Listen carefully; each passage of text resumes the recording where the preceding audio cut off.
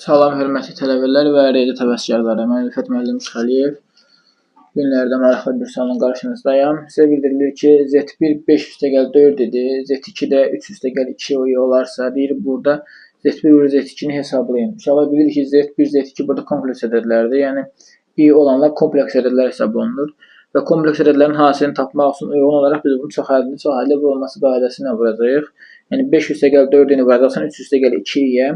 Burada 5'i vurduq 3'ə aldıq, nə aldıq 15, yazdıq 15. 5'i vurduq 2'yə aldıq 10i. 4'ünü vurduq 3'ə 12i. 4'ünü vurduq 2'yə aldıq 8'nin kvadratı. 15 üstə gəl 10 ilə 12 bizə verir 22i. Üstə gəl 8 vur i kvadrat -1-dir. Vur -1, bunu bilirik biz.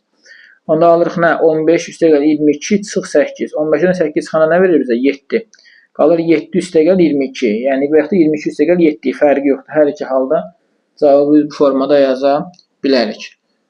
Uşaqlar, video xoşunuza gəldisə videonu bəyənməyi və kanala abunə olmağı unutmayın. Hələlik.